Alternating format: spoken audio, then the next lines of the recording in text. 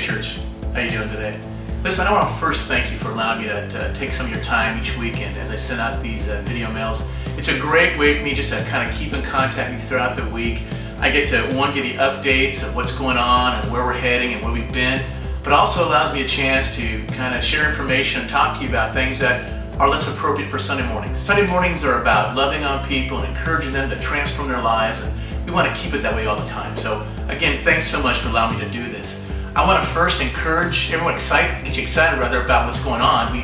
We're starting in just a couple weeks, 2 services. Yeah, Faith and I and the staff are pumped. We're getting so excited about this because the church is growing. Every single week there's more and more people here. Life Kids is booming. Young adults, Emerge, Life College, Lifelines, everything's moving forward. It's a great, exciting time. Thanks for being a part of all that. One more thing is that I want to encourage you about who we are as a church.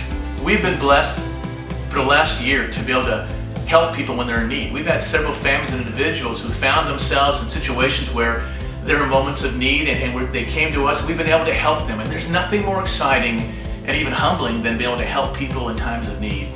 You've made that possible. By every one of us giving generously and consistently, we're able to be a church that meets the needs of people when they have them. So that's a great thing. So thank you so much for that.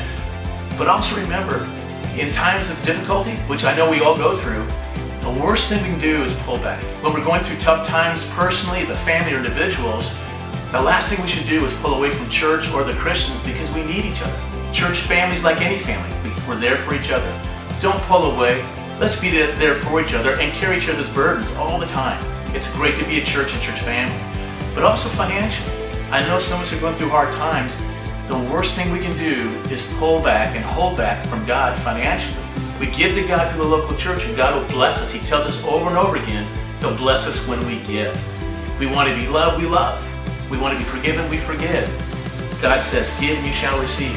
Now, my youngest son just recently shared a testimony. Cam doesn't usually do that, but he shares testimony about what happened to him. Since he had his surgery, he hasn't been able to go to school or go to work, so he wasn't getting a paycheck.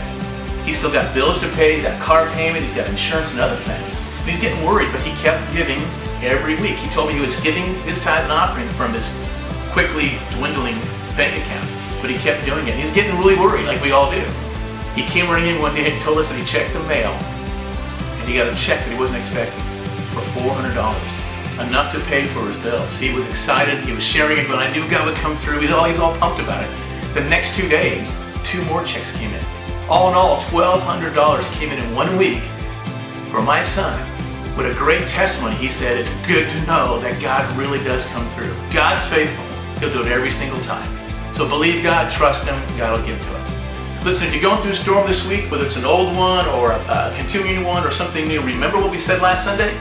When you're in the middle of a storm, remember 4 things. 1, Jesus was with you before the storm began.